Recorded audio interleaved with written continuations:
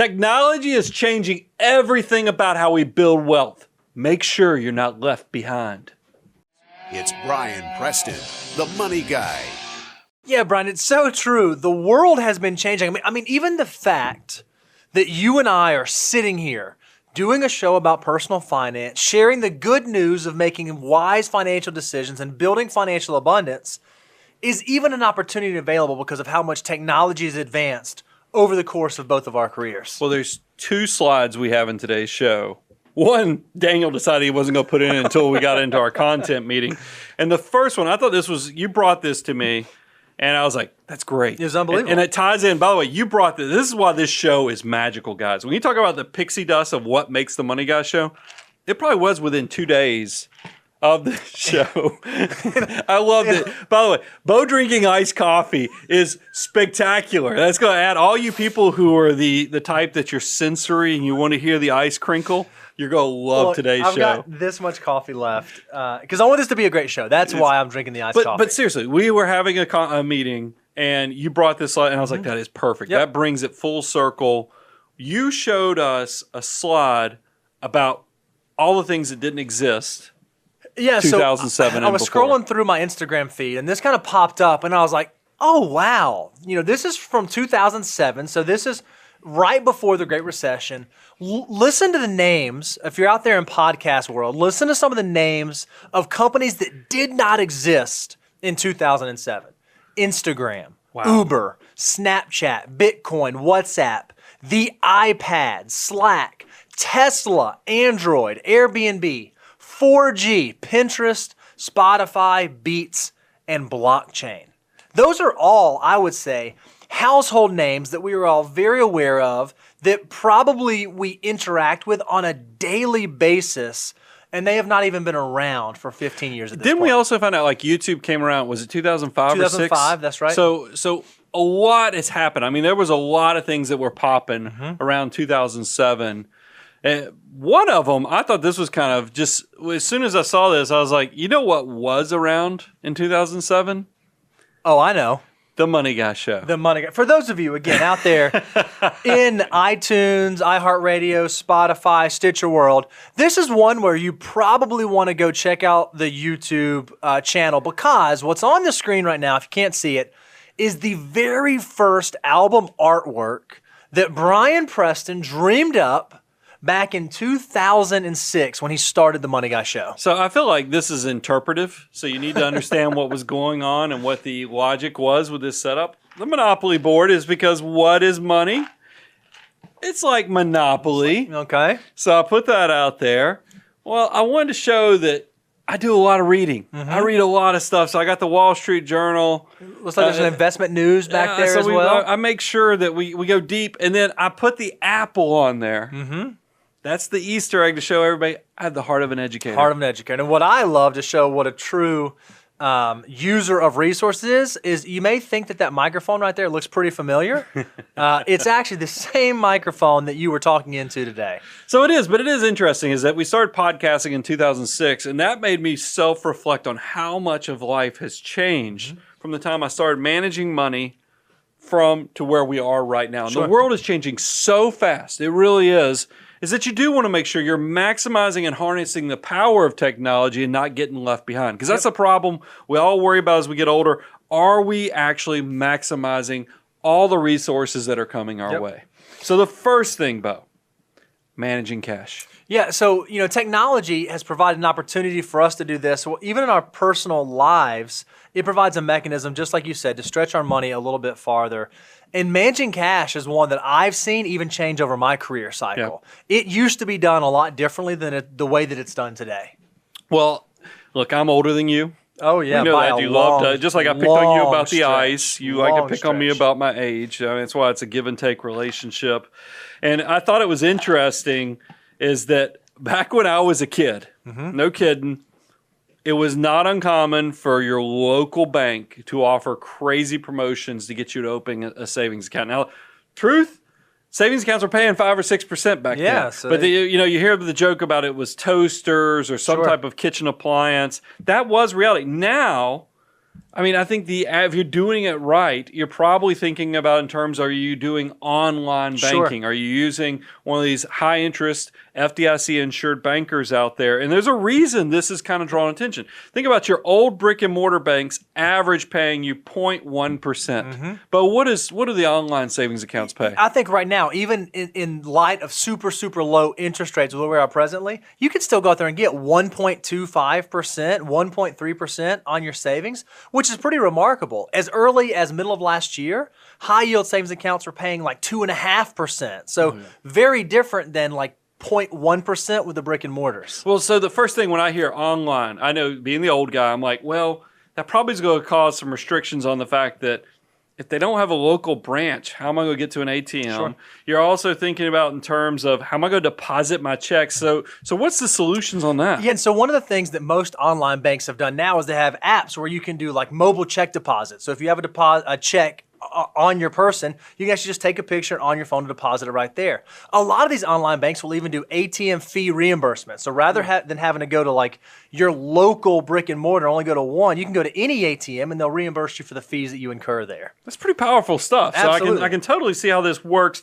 We had full-time equivalent Daniel, of course, put together some slides for us, and he found some stats for us. And we had a few laughs about it, but let's see if you can catch up with what's going on here. So what we found was 84% bank at physical branch locations. That's your traditional brick and mortars.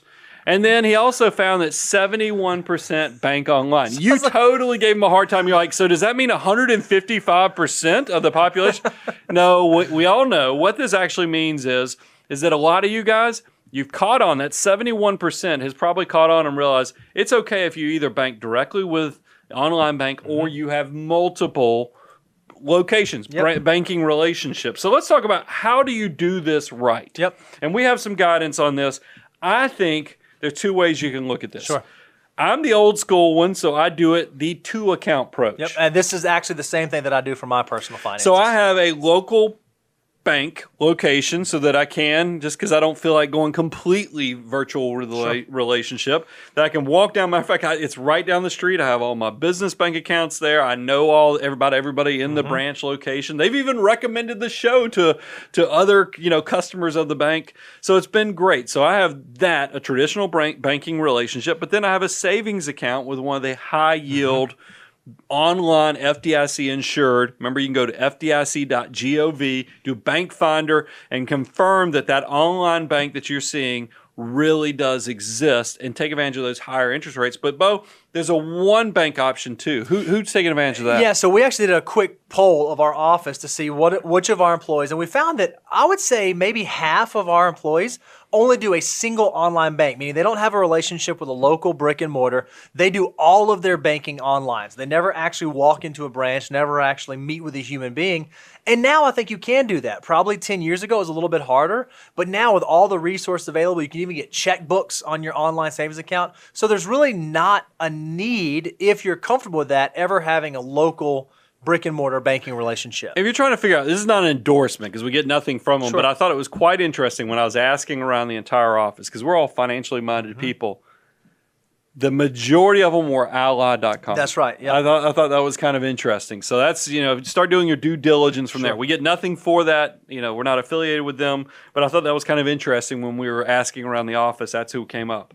Let's kind of move on. I want to talk about how has technology changed the way we process and actually work, because that's an important concept too. Yeah, so again, we live in this world, Brian, where we help people in our day jobs. We're fee-only financial advisors, where we help people make wise financial decisions and build towards financial independence. Well, the way that this business used to be done was you come into the office and you sit down in the conference room and you have the meeting and you do the discovery.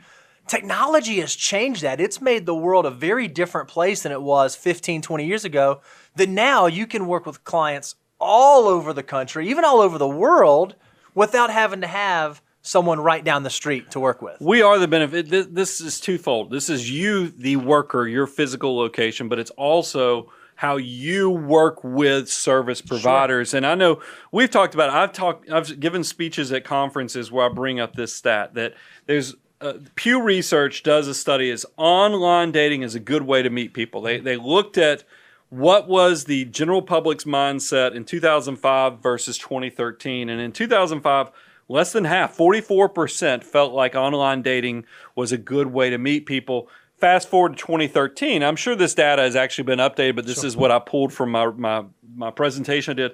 2013, it was 59%. So I imagine it's even been more. It's much higher now. But this is the perfect thing. I remember, Bo, when we started picking up our first clients in 2008, 2009, around tax season time, when our clients needed some of their tax documents to give their CPA, they were embarrassed to let their CPA know they worked with an advisor that was in a different state. And they'd be like, well, how did you meet this advisor? Oh, he's got this show called The Money Guy. I mean, it's a little awkward. Now, no problem whatsoever. Right. I think that there's definitely a way people have accepted, and that's why we have clients in 41 states. But it goes beyond that. Think about this. We just had this pandemic. This, under traditional sense, should totally derail a lot of the service industry. It should disrupt our ability to do things. But what did it do? A lot of companies have already been taking steps. We were fortunate that we were able to send the team home to work from home because we already use Slack. Yep. I mean, this is, if you even told me, what a name for a company, Slack. It sounds like you're goofing off to a degree, but it's actually a very productive tool. You can do the virtual calls. You can securely share files. A lot of cool stuff is going on there. And then think about, we've been using GoToMeeting and other things like that for years. A lot of powerful stuff, and to the point that, Bo, you moved up to Tennessee in 2014. That's right. What's really remarkable is even though we were thinking about changing locations, moving our business from Georgia to Nashville, we were able to do that systematically without shutting down and having to draw the line in the sand. I was able to come up in 2015. You and your family transitioned over 2015, I came in 2014. You and your family was 2015, 2016. And that transition was very smooth because we were able to work virtually. We were still able to interact with people back in the office and still touch base with clients. I don't know that when you first started working back in the mid-90s, if we would have been able to even make that move as seamlessly as we did. No, it was definitely. I mean, I can think back. I mean, I love how it gives you the mobility. But working virtually, because there was that year of 2015, 2016, I was actually working in 2 locations. Technology made it so much better as I was closing things down back in Georgia. But it made me, because we recently, we had an outside party that needed a document. They asked us for a fax. Guys, you should have seen us scrambling around the office. How do we send a fax? I mean, because we haven't sent a fax in forever. And here's what's crazy. I'm old enough that I remember snail mail is how you got stuff. Think about that. Is that, by the way, the year I started doing taxes, I graduated in the mid-90s. Right.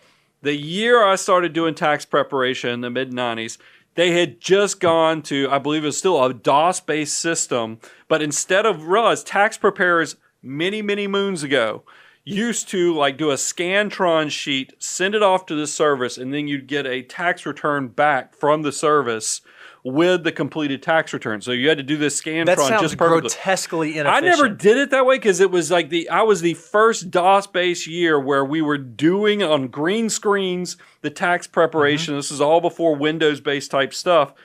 Unbelievable how that's changed. So I thinking about how communications occurred too with paperwork. You used to have to mail applications. You used to have to do everything like that. Now, I don't even know what a fax. We went from snail mail to faxes to now we do everything through DocuSigns, virtual signing. Right.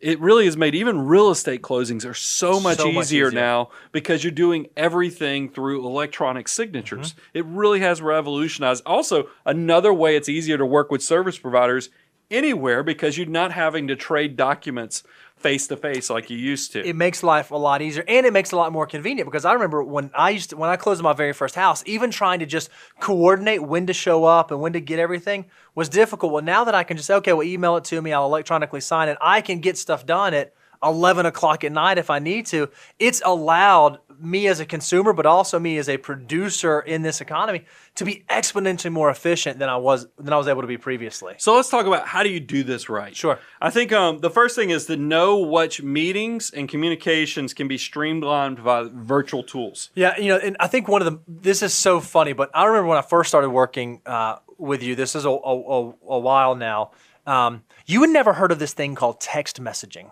right? gosh. So if we were going to have some sort of communication, I would need to like come knock on your door or wait till I saw you the next day. And I remember I started texting you, and you actually got mad at me back then. Like I actually got reprimanded when I first started working with you because every text message I sent you cost a dime. It was 10 cents at the time. And you're like, and I was used to, because I was on the unlimited plan. Hey, Brian, can I do this thing? And you'd send me one back and say, yes, please do this. And I'd say, okay, great. You'd say, don't send me okay, great. That adds no value. Why on the earth would you run my text messaging bill up like that?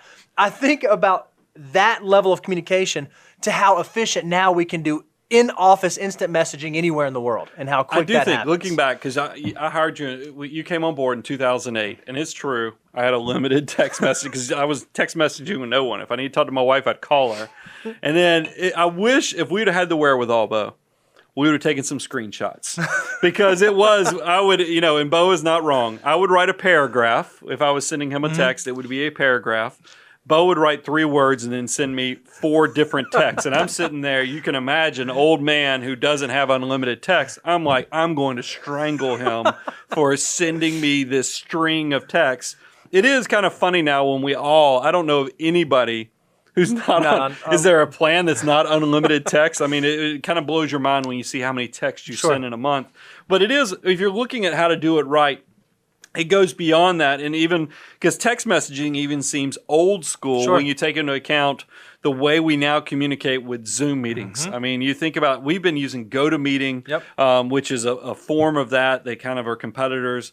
Think about this. We used to buy Microsoft Office disk to put in our computers. Whenever you bought a brand new laptop, you had to go buy Microsoft Office. Now you just do a 365 subscription. Right. Most software has gone subscription-based. That makes things. And then servers, you don't see servers. You're using Google Docs, Google Suite, so you can have real-time everybody updating stuff at the same time. All that stuff makes it what meetings can be streamlined so that you don't have to jump on an airplane, so you don't have to drive across town.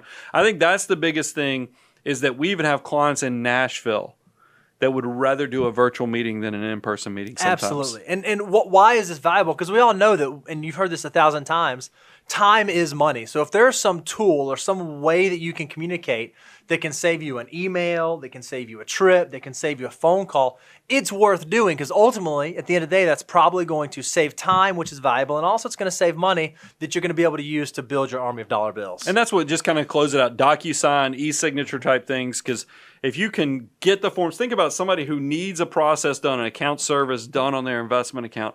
Now we can literally send them the application or the form. They can sign it. We can process it really within 30 minutes to an hour, which is unbelievable. Quickly. You can open brand new accounts. Think about that. It used to take 3 or 4 days to open an account. You can do it instantaneously to a degree. In a moment. That's right. So pretty incredible stuff. So that's how to do it right. Take advantage of all the tools that technology are offering. Let's talk about what's changed over time with investing. Now this one, again, over the course of the time that you've been an investor and in financial planning, and even over my time, it's changed a ton. And I would say that it's changed for the better if you do it right. Well, I think when I started managing, let's not even talking about before I started managing. Let's talk about when I was just a public accountant. When I got out, graduated from college, worked in public accounting, I didn't know anything any more than anybody else. So my first investment purchase was in a mutual fund with a B share. Oh, wow. A B share that had an internal operating expense of 2.4%. Had a deferred sales charge on the back end that stepped down from 6%, 5%, depending upon 4%, depending upon how many years you've owned it. Those things don't even exist anymore. So the internal operating expenses back then were at least 1.5%. Sure. I mean, it's just unbelievable. Now, it's practically free. Yep. It's zero. You can literally buy index funds or ETFs that have internal operating expenses that are like 0.1% or 0.01%, to even Fidelity has zero funds that are zero minimums, zero internal expenses, zero trading costs. I mean, it's kind of incredible what how the world has changed so much. I can remember when when you wanted to buy an investment, there were essentially 3 charges that you could be dinged, especially if you're buying like a mutual fund. You would pay a commission, like an A share, B share, just like you said, internal operating expenses, and then even there were ticket charges that if you wanted to trade a certain type of fund, it might cost you $5, $10, $20, $40 to trade that. now all three of those have either gone away. And actually, yeah, if you look at the zero funds, all of those costs have gone away. Yeah. No ticket charge, no commissions, no internal expenses. It really has changed the game. And the ultimate beneficiary of that is the consumer, is the investor, because that's more money in your back pocket to build your army of dollar bills. And just to give perspective, I mean, back then, if you wanted to invest, you first had to find somebody who could give you access. It's not like you could just go start trading willy-nilly like you can now. So you probably had to reach out to somebody who, your coworker had dealt with them. It was like your coworker's brother-in-law, Right. who sells insurance or investments, partially. Or you go to the strip shopping center next to the grocery store you go to. Or the guy that knocked on your door. There used to be guys that walk around, knock on the doors. to say Usually stuff. their home branch is the shopping center. That's right. But it's and then the stocks, you would reach out to your father-in-law's stockbroker, his golf buddy. I mean, it's kind of, now you do everything online. There's no ticket charges. Why do you think there's so much consolidation? Everything is harder, better, faster, and stronger. If you think about, now you can shop investments, insurance, mortgages. You can even do tax research and tax forms Online, right there on the internet. And then I wanted to kind of move on past just the structure of it. If you think about how you invest, if you wanted a diversified all-in-one option, old school way, you buy a balance fund. What is a balance fund? A balance fund is typically like what they call a 60-40 split, meaning 60% growth assets, 40% conservative assets. You know what the thing is about 60-40 balance funds? You look at them 3 years from now, you look at them 10 years from now, they're going to be somewhere Still close to 60-40. 60-40. There's not much change. There's not much, your life is changing as you're going on your career path and getting closer to retirement. You probably want less and less risk. But if you don't have somebody managing that, how does that happen? Well, now we have target retirement funds. And even better, we have index target retirement funds where you choose the year you think you will need the money. And guess what? That asset allocation gets more and more conservative as you walk towards that date. What I love is that technology has made so many more things available to us as investors. But what it allows us to do is it gives us the opportunity to make too many decisions that could take us off track. One of the things that we love the most about target retirement funds is you really only have to figure out two things. Yep. When do I think I want to retire? And how much do I want to save? If you can wrap those two things up and get that going, you will be amazed at just how quickly your army of dollar bills will begin to grow. I do want to, because you're the CFA on staff. Sure. I love to brag on you about that too.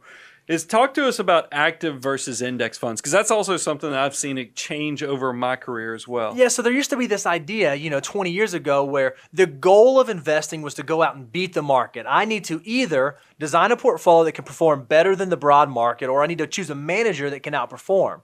Well, as we've collected data over decades and decades and decades now, we've begun to realize that maybe outperforming and beating the market is a pretty difficult proposition. Maybe we as individual investors might be better if we just participate in the market. And in doing that, we can go out there and buy super low-cost index funds. We don't have the risk of underperforming the market, and we can save money on internal expenses. It's kind of a best of both worlds. So one of the shifts that we've seen, even in target retirement funds, which used to only be available as active target retirement funds, now there are even target retirement funds that are indexed, that all they care about is the actual allocation of the assets, not the selection of the underlying securities. So you just laid it out. So I want to talk about, how do you do this right? First of all, I liked how you just said you really only have to make two decisions with like a target retirement fund. Well, here's what I like about, and this is what we think for everybody who's under $400,000.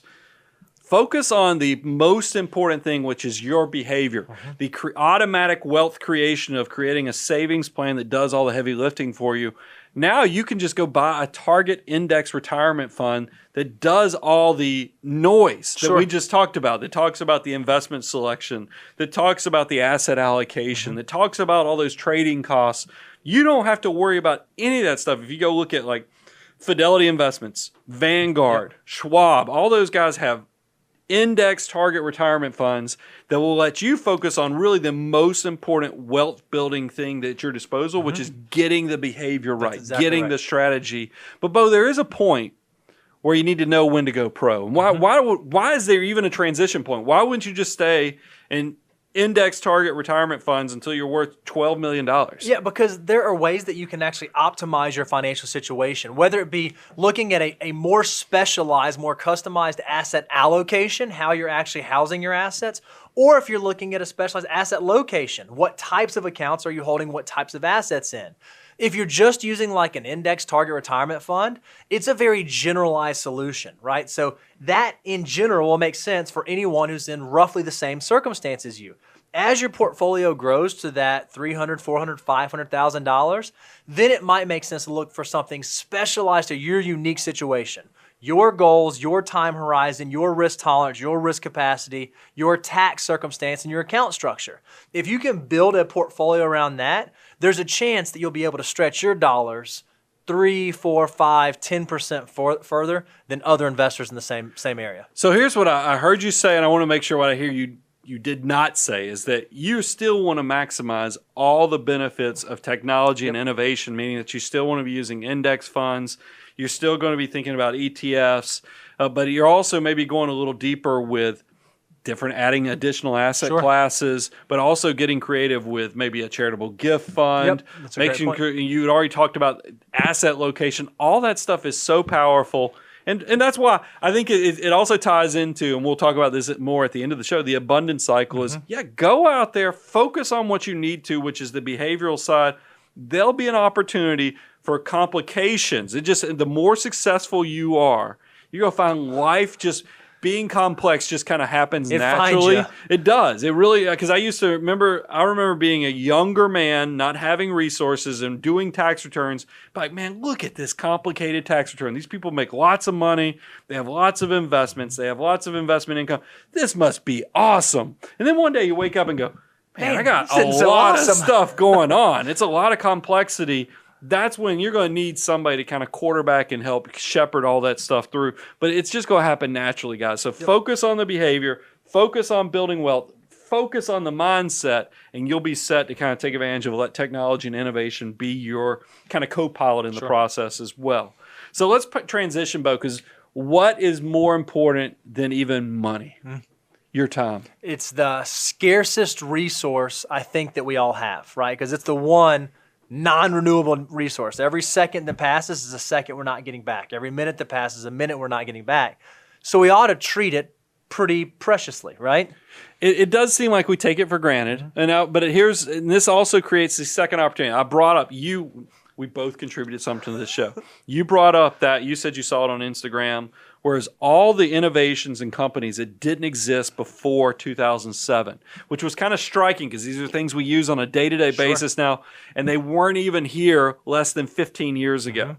Meanwhile, we've been podcasting for years, since 2006. I wanted to pivot because what I had brought to the content team, like maybe a day or two before this is perfect because this is an ad, I believe it's from 1991. And it is Radio Shack. For all of our podcast listeners who can't see the visual that's on YouTube right now, this is a Radio Shack ad, probably on like a Sunday paper. And it shows computers. It shows mobile phones. It shows calculators, CD CB player. radios, speakers, camcorders. Telephone. It's got recording of devices. It's really a who's who of all the electronics. Because if you were a nerdy kid like me, you know which store you wanted your parents to take you to? Radio Shack. Because they had remote control cars. That's what I remember. The RC cars. They had RC cars. They had, little project kits where you could build. They had computers. I mean, it was, if you ever needed something, some type of gizmo, Radio Shack was your place. But what's really unique is, and you said the most expensive thing on this page is that computer, a big old bulky computer there.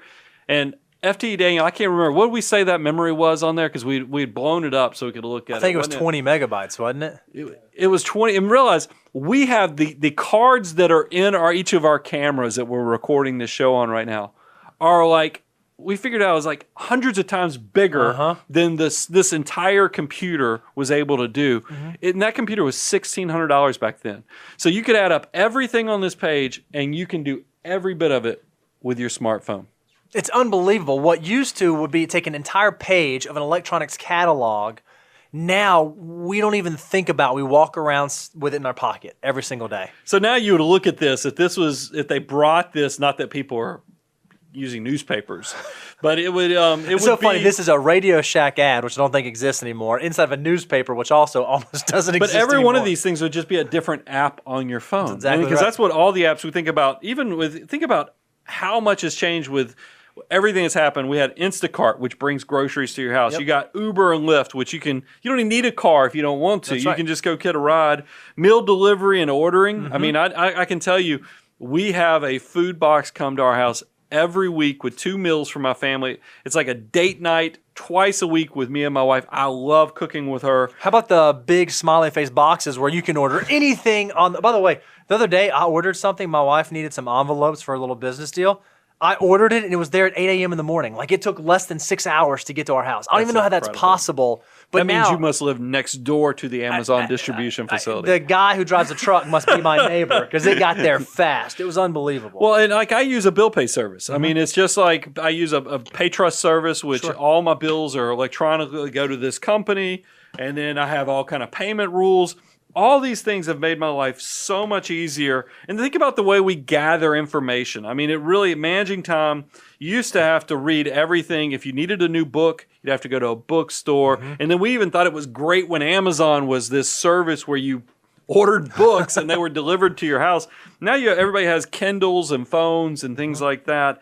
Podcast. I mean, Yeah. It really was 2006. I knew it was revolutionary, and look what has happened. It really has. Now everybody has a podcast. If you're a financial advisor, there is so many services trying to tell you have to have a Have to do it, podcast.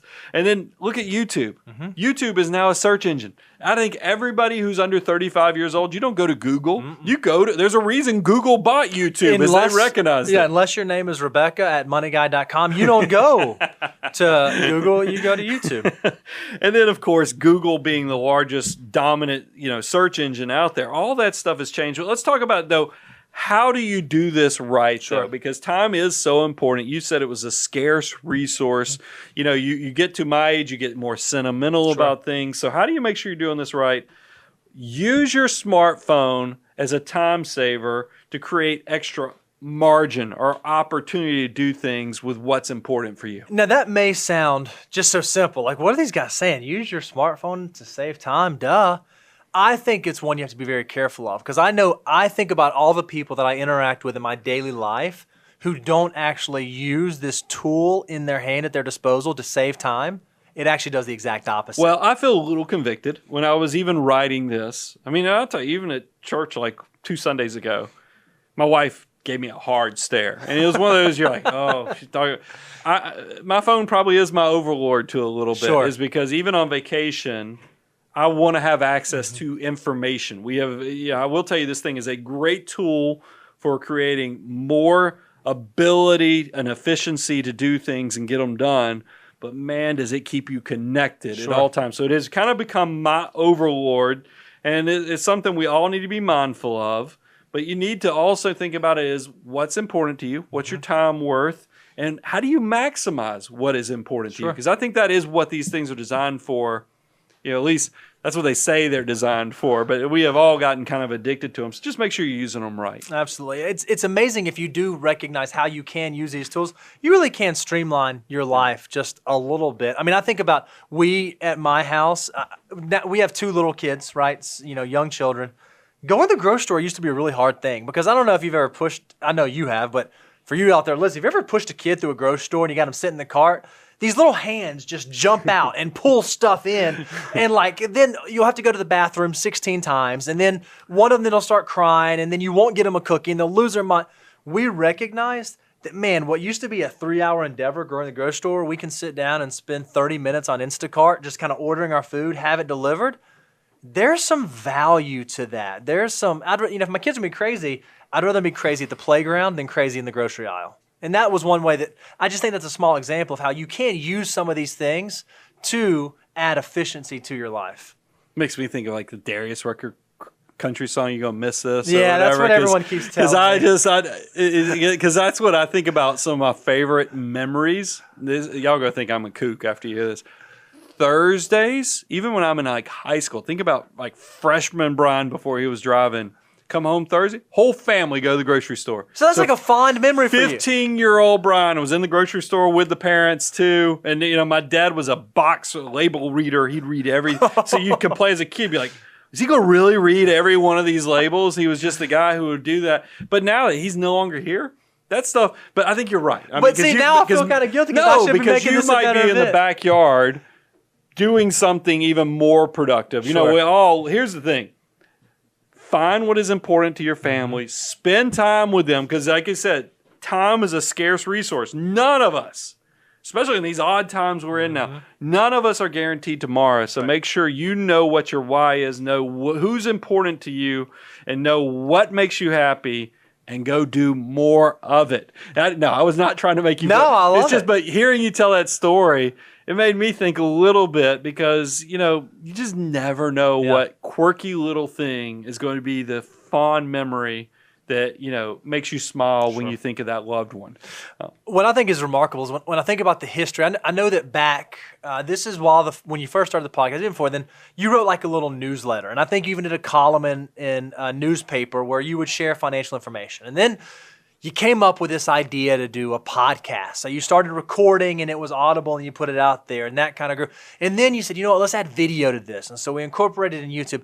Our commitment to you guys is as the technology of this world changes and we have more platforms to get great information into your heads, into your hands, into your headsets, we're going to keep doing that. If you haven't had a chance yet to go to our website, moneyguy.com, go to our website, click on the resource page. One of the things we're doing right now as a content team is trying to put together really great resources that you can use in your everyday life, whether it's spreadsheets, PDFs. We have one that's coming out in the next week or two that should be available. The only way you're going to know if that information's out there, if you go out to the website, give us your email address so you can stay up to date and we're providing more content for you guys to use and consume. Wow, hearing you say that made me think that Howard Stern's got some competition because I have done radio, I did newspaper, radio, podcasting, YouTube. I haven't done like traditional TV other than just interviews. Hey, we'll get there. But man, I tell you what, made me feel like, wow, Renaissance man. Fortunately, I'm only good. I have a face for podcasting.